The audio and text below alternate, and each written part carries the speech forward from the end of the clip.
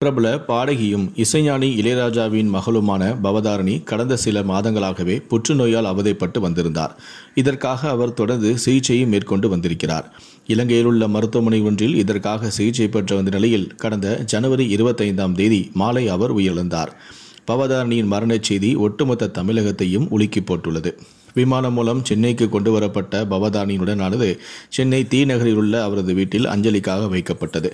அதைத் தொடர்ந்து நள்ளிரவே அவரது உடலானது இளையராஜாவின் சொந்த ஊரான தேனி மாவட்டத்துக்கு எடுத்துச் செல்லப்பட்டு அங்கு உள்ள பண்ணைபுரத்தில் அவரது உடலுக்கு இறுதி அஞ்சலி செய்து அங்கு நல்லடக்கமும் முடிந்தது.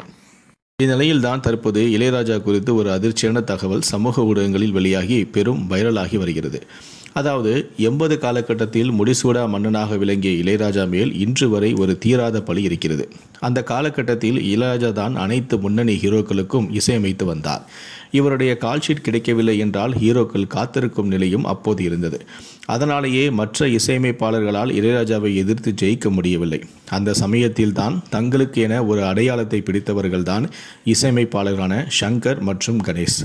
இவர்கள் இருவருமே இணைந்து இசையமைத்த படங்கள் மிகப்பெரிய அளவில் ஹிட் அடித்தது.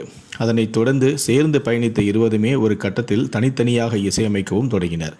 அதில் ஷங்கர் இறந்துவிட்டார். அதனைத் தொடர்ந்து கணேஷ் மட்டுமே இசையமைப்பாளராக புகழ் பெறவும் தொடங்கினார்.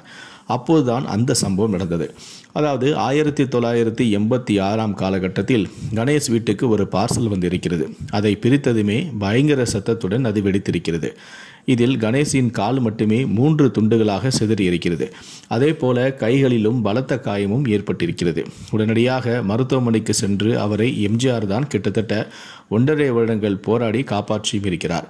கால்களை எடுக்க வேண்டும் என்று சொன்ன மருத்துவர்களும் அதை ஒரு சவாலாக ஏற்று அவருக்கு அறுவை சிகிச்சை செய்து கால்களையும் சேர்த்திருக்கிறார்கள். ஆனால் கையில் சில பாதிப்புகள் இருந்ததால் எப்போதுமே அவர் கையுறையோடு தான் இருப்பார். இந்த சம்பவம் அப்போது மிகப்பெரிய அளவில் சர்ச்சையாக பேசப்பட்டது. இந்த வெடிகுண்டு விபத்திற்கு பல காரணங்கள் சொல்லப்பட்டாலும் இளையராஜா மேல்தான் பழியும் விழுந்தது. தனியாக போட்டியாக கணேஷ் வளர்வதை விரும்பாத அவர்தான் இப்படி ஒரு பார்சலை அனுப்பினார் என்றும் அப்போது ஊடகங்களில் பரபரப்பாக பேசப்பட்டது. ஆனால் இது எந்த அளவுக்கு உண்மை என்று தெரியவில்லை. தற்போது சின்னத்திரையில் ஹீரோவாக கலக்கி வரும் ஸ்ரீகுமார் தான் இசையமைப்பாளர் கணேஷின் மகன் என்பது குறிப்பிடத்தக்கது.